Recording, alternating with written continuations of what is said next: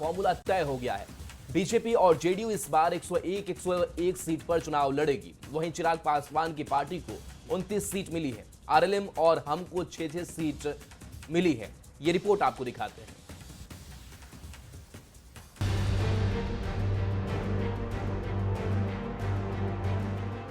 बिहार विधानसभा चुनाव के लिए आखिरकार एनडीए में सीटों का बंटवारा फाइनल हो ही गया है। इस बार चुनाव में बीजेपी और जेडीयू जुड़वा भाई बन गए हैं। इस बार चुनाव में बीजेपी 101 सीट और जेडीयू भी 101 सीट पर चुनाव लड़ने जा रही है। एलजेपीआरवी को 29 सीटें मिली हैं, वहीं आरएलएम और हम को 6 सीटें मिली है। एनडीए के सभी बड़े नेताओं के एक साथ सोशल मीडिया एक्स पर पोस्ट कर इसकी जानकारी भी दी। सभी ने लिखा है, बिहार है तैयार, फिर से एनडीए सरकार। 6 सीट की बात की गई है, तो आला कमान का निर्णय है, उसको हम शिरोधार्य करते हैं। इस विजय अभियान का श्री गणेश हो गया, रणभेरी बज गई है और ये शानदार आगाज है। जिस रेशियो में लोकसभा में टिकट का वितरण हुआ था, 40 सीटों का जिस प्रकार से वितरण हुआ था, उसी रेशियो में विधानसभा में भी सभी को सीटें मिली हैं। बहुत ही अच्छे माहौल में आपस में सीटों का वितरण हुआ है। हम सभी कार्यकर्ता माननीय राष्ट्रीय अध्यक्ष जी के निर्णय को हम लोग स्वागत करते हैं और एनडीए गठबंधन की मजबूती के लिए हम लोग पूरी तरह से तत्पर हैं। एनडीए ने महागठबंधन से पहले सीट शेयरिंग का फाइनल कर चुनाव की पहली बाजी तो जीत ली है। एनडीए में सीट बंटवारे पर सियासत भी शुरू हो गई। महागठबंधन के नेताओं ने एनडीए पर तंज कसा है। एनडीए का सीट बंटवारा तो हो गया, लेकिन भारतीय जनता पार्टी ने नीतीश कुमार को औकात में रखा। पहली बार ऐसा हुआ है जो नीतीश कुमार और भाजपा ने बराबरी सीटें ली हैं। भारत की सबसे बड़ी पार्टी होने का दावा करने वाली भारतीय जनता पार्टी चिराग पासवान के सामने नतमस्तक हो गई। और जनता दल यू के संबंध में जो हम लोग पहले से कहते थे कि भूंजा पार्टी कहीं ना कहीं भारतीय जनता पार्टी के विचारों में विलीन कर चुके हैं, जनता दल यू को यह स्पष्ट रूप से दिख रहा है। एनडीए में सीट शेयरिंग फाइनल होने के बाद महागठबंधन पर बीजेपी ने निशाना साधा। अमित मालवीय ने पोस्ट कर कहा कि एनडीए एकजुट, महागठबंधन में जारी है फूट। एनडीए के सभी दल एकजुटता के साथ चुनावी मैदान में उतर रहे हैं। वहीं दूसरी ओर महागठबंधन के दल एक दूसरे पर लठ भांज रहे हैं। विपक्ष का गठबंधन अब लठ बंधन का रूप ले चुका है। बिहार विधानसभा चुनाव में पहली बार होगा जब जेडीयू और बीजेपी चुनाव में बराबर सीटों पर लड़ेंगी। इस समझौते से एनडीए में खुशी का माहौल है। एनडीए के तमाम घटक दलों के नेताओं ने सीट शेयरिंग के ऐलान का स्वागत किया। एनडीए का एक ही नारा है, बिहार है तैयार, फिर से एनडीए सरकार। Bureau report, news 18। और इसी बीच देखिए बड़ी खबर पटना से आ रही है, जहां आज शाम 4 बजे एनडीए की प्रेस कॉन्फ्रेंस होने वाली है। पटना में होगी साझा प्रेस कॉन्फ्रेंस। तो सीट बंटवारे का होगा औपचारिक ऐलान। सीट बंटवारा अब हो चुका है, सारे फॉर्मूले आजमा लिए गए हैं, अब औपचारिक ऐलान बाकी है। बिहार में एनडीए की सरकार बनने का दावा किया गया। जेडीयू और बीजेपी बराबर सीट पर अब चुनाव लड़ेंगे। 101 सीटों पर जेडीयू और बीजेपी चुनाव लड़ने वाले हैं। तो बड़ी खबर आपको बता रहे हैं, जहां पटना से ये बड़ी खबर आ रही है। आज शाम 4 बजे एनडीए की प्रेस कॉन्फ्रेंस होने वाली है। पटना में साझा प्रेस कॉन्फ्रेंस की जाएगी और सीट बंटवारे का औपचारिक ऐलान होगा। और देखिए बड़ी खबर है, सूत्रों के हवाले से चिराग पासवान के खाते में 29 सीटें गई हैं। ये सीटें कौन कौन सी है? तो बखरी, साहेबपुर, कमाल, अलौली, रोसड़ा, राजापाकड़, लालगंज, हाईघाट, गायघाट, एकमा, मढ़ौरा, अगियाव, ओबरा, अरवल, ये विधानसभा की सीटें जो हैं वो चिराग पासवान के खाते में गई है। 29 ऐसी सीटें हैं। कुछ और सीटों की अगर बात करें तो इसमें गया, हिसुआ, फतुआ, दानापुर, ब्रह्मपुर, राजगीर, कदवा, सोनबरसा, बलिरामपुर, हिसुआ, गोविंदगंज, सिमरी बख्तियारपुर, मखदूमपुर कस्बा, सुगौली और मोरवा शामिल है।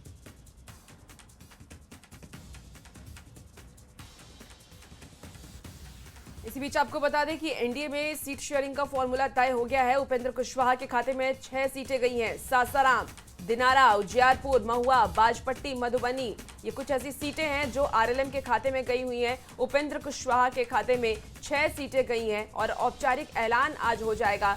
और कौन कौन सी सीट है, चलिए एक नजर उस पर डाल लेते हैं। सासाराम की जो सीट है वो गई है उपेंद्र कुशवाहा के खाते में। इसके साथ ही दिनारा, उजियारपुर, महुआ, बाजपट्टी, मधुबनी, तो ये सीटें आरएलएम के खाते में गई हैं। और दिनारा की अगर हम बात करें तो आलोक सिंह है वहां से उम्मीदवार, बाजपट्टी से रामेश्वर महतो, मधुबनी से माधव आनंद, उजियारपुर से प्रशांत पंकज आरएलएम के उम्मीदवार हैं। तो ये उम्मीदवारों की लिस्ट है। जो 6 सीटें उपेंद्र कुशवाहा को दी गई है उस पर उम्मीदवारों की भी घोषणा हो गई।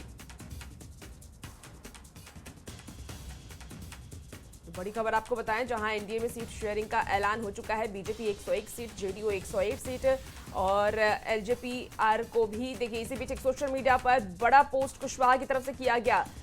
उपेंद्र कुशवाहा ने पोस्ट किया है, पोस्ट में छलका है कुशवाहा का दर्द। तो इस वक्त की आपको बड़ी खबर बताएं, सीट बंटवारे पर कुशवाहा का दर्द छलका है। उन्होंने सोशल मीडिया पर यह लिखा है कि अपने साथियों से कुशवाहा ने देखिए माफी मांगी है।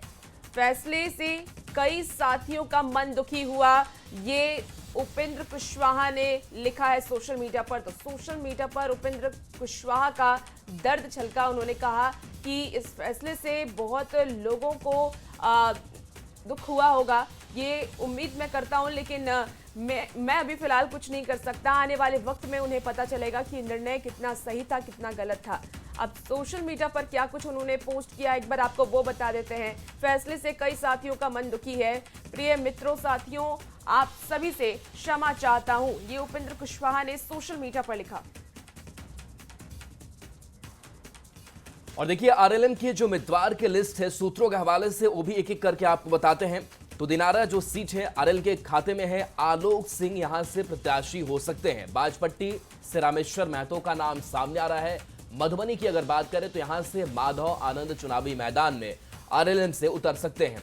उजियारपुर की अगर बात करें तो प्रशांत पंकज यहां से आरएलएम के उम्मीदवार हो सकते हैं। तो ये आरएलएम के उम्मीदवार की जो संभावित लिस्ट है, सूत्रों के हवाले से ये लिस्ट हम आपको बता रहे हैं। एक एक सीट और 6 सीटें जो हैं वो उपेंद्र कुशवाहा के खाते में गई है और कुछ के नाम भी हमने आपको बताए।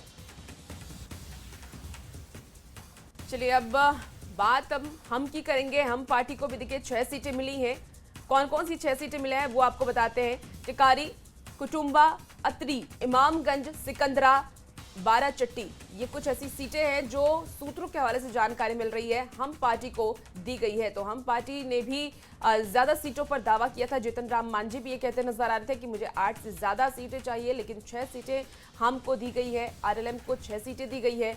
और इसके साथ ही बता दें कि बिहार विधानसभा चुनाव के लिए हमने तय किए हैं उम्मीदवार। अब उम्मीदवारों की लिस्ट भी सूत्रों के हवाले से जो जानकारी सामने आ रही है तय हो गई है। मामगंज से बात कर लें तो दीपा मांझी को टिकट दिया जा सकता है, बाराचट्टी से ज्योति देवी, इसके साथ ही टिकारी से अनिल कुमार, सिकंदरा से प्रफुल्ल कुमार मांझी और अतरी से रोमित कुमार, कुटुंबा से श्रवण भुइया, ये संभावित उम्मीदवार हैं जिन्हें इन अलग अलग सीटों से टिकट दिया जा सकता है। तो बड़ी खबर आपको बता रहे हैं, कहीं ना कहीं ये सारा फॉर्मूला तय होता हुआ नजर आ रहा है। नामों की भी चर्चा हो गई है बैठक में और सीटों की भी चर्चा हो गई है और आज औपचारिक ऐलान किया जाएगा।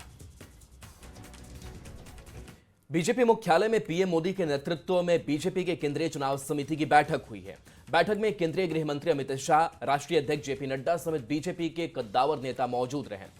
हालांकि नेताओं के जाने के बाद पीएम मोदी, अमित शाह और जेपी नड्डा के साथ धर्मेंद्र प्रधान ने अलग से मंथन भी किया। अब कोई और चुनाव समिति की बैठक नहीं होगी। बीजेपी उम्मीदवारों की पहली सूची आज जारी कर दी जाएगी। तो देखिए, कल केंद्रीय चुनाव समिति की बैठक हुई थी और माना जा रहा है कि कल जो बैठक हुई थी इसके बाद से कोई बैठक नहीं, क्योंकि ये अंतिम बैठक थी प्रत्याशियों के नाम पर मुहर लगाने को लेकर के। और ऐसे में आज जो पहली सूची है वो सामने आ सकती है। तो बीजेपी पूरी तरीके से तैयार है और आज जो औपचारिक सूची है बीजेपी कैंडिडेट्स की वो भी सामने आ जाएगी।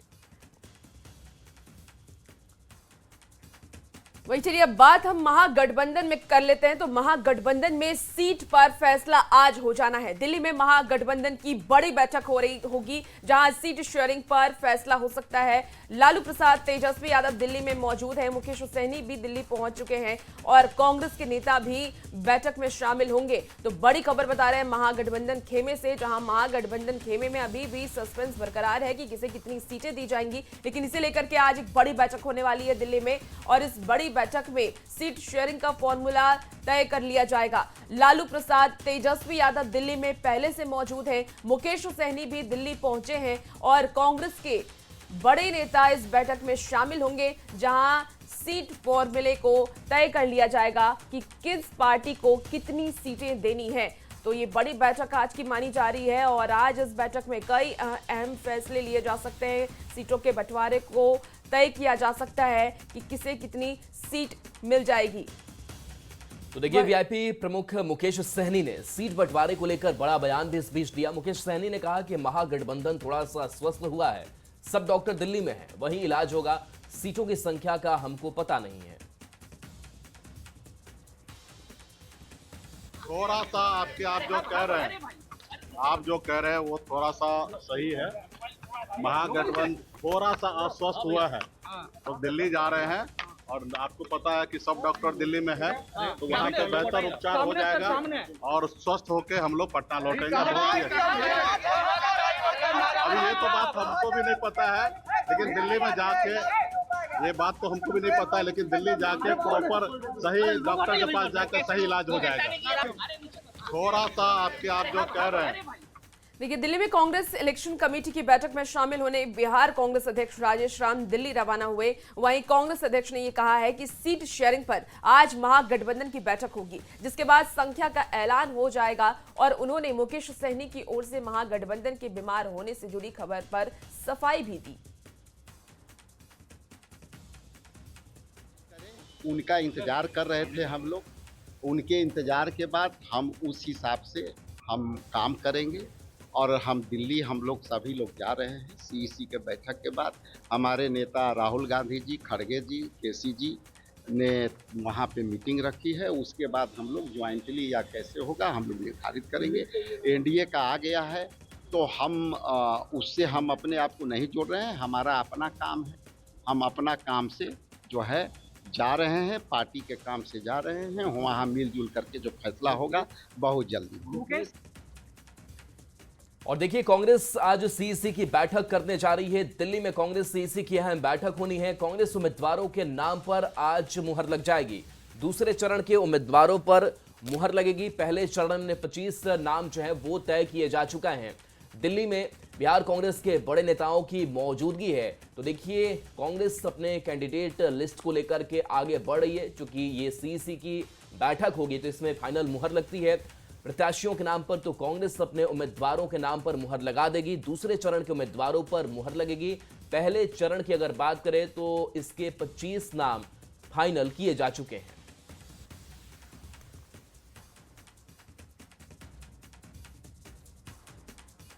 देखिए, कांग्रेस विधायक दल के नेता शकील अहमद ने दावा किया कि महागठबंधन में आज सीट का बंटवारा हो जाएगा। उन्होंने कहा कि दिल्ली में अंतिम बैठक के बाद सीट का बंटवारा हो जाएगा। उन्होंने वीआईपी के प्रमुख मुकेश सहनी के बयान पर कोई भी टिप्पणी से इनकार करते हुए कहा है कि महागठबंधन में सभी को सम्मानजनक सीटें मिलेंगी और सरकार को हटाने का लक्ष्य है। मामला उनकी आजादी है बोलने की, तो उनके बोलने पर मुझे क्या रिएक्ट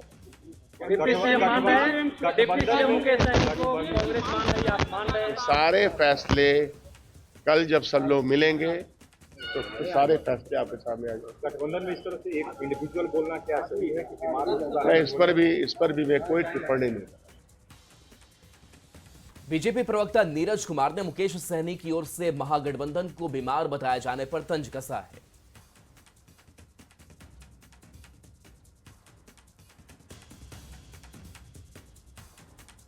देखिए, बड़ी खबर आपको बता रहे हैं, जहां बिहार में इस बार किसकी बहार है, इस वक्त की आपको बड़ी खबर बताएं। आज जारी होगी दूसरे चरण की अधिसूचना। आज से दूसरे चरण की सीटों का नामांकन होगा। 20 अक्टूबर तक नामांकन की अंतिम तारीख है। 21 अक्टूबर को नामांकन पत्र की होगी जांच। तो 23 अक्टूबर को नाम वापसी की अंतिम तारीख है और 11 नवंबर को 122 सीट पर वोट डाले जाएंगे। दूसरे चरण में कुल 20 जिले में वोटिंग होनी है। तो दूसरे चरण में बता दें आपको कि पश्चिम चंपारण में वोटिंग की जाएगी, इसके साथ ही पूर्वी चंपारण में वोटिंग की जाएगी और अलग अलग जिलों में, शिवहर में वोटिंग की जाएगी। तो 20 जिले में वोटिंग होना है और 11 नवंबर को 122 विधानसभा सीट पर वोट डाले जाएंगे और इसको लेकर के नामांकन की प्रक्रिया भी देखिए शुरू हो जाएगी। आज से जारी होगी दूसरे चरण की अधिसूचना और आज से दूसरे चरण की सीटों का नामांकन होगा। 20 अक्टूबर तक नामांकन की आखिरी तारीख है और इसके पहले तक उम्मीदवारों को नामांकन करना होगा।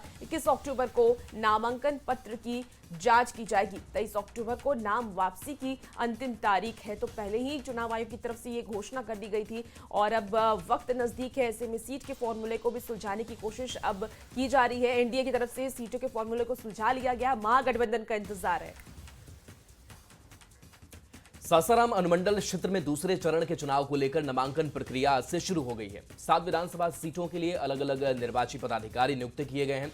चिनारी, सासाराम, नोखा और करगहर के नामांकन में सासाराम में किए जाएंगे, जबकि काराकाट और दिनारा के बिक्रमगंज में और डेहरी का नामांकन डेहरी अनुमंडल कार्यालय में होगा। रोहतास जिले के 22.17 लाख मतदाता 11 नवंबर को मतदान करेंगे।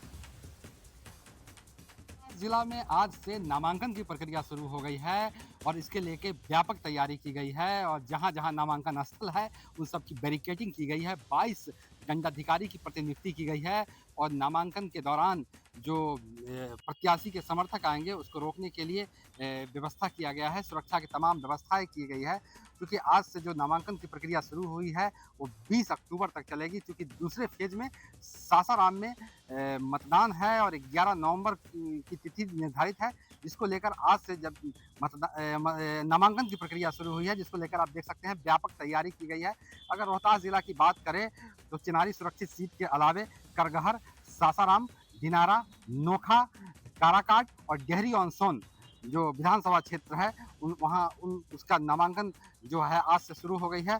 क्योंकि कई राजनीतिक दल अभी तक अपने प्रत्याशियों की घोषणा नहीं कर पाए हैं, लेकिन फिर भी जो नामांकन की जो व्यवस्थाएं हैं वो यहाँ शुरू है। आप देख सकते हैं किस प्रकार सारे कुर्सी टेबल और जो भी है सब कुछ को व्यवस्थित कर दिया गया है, क्योंकि अब से थोड़ी देर के बाद यह प्रक्रिया शुरू हो जाएगी और जिसको लेकर जिला प्रशासन और रोहतास जिला में जो निर्वाचन विभाग के जो अधिकारी हैं वो सभी सजग हैं और आज से जो नामांकन की प्रक्रिया शुरू हुई है वह 20 अक्टूबर तक चलेगी। अजीत कुमार, न्यूज़ 18, सासाराम।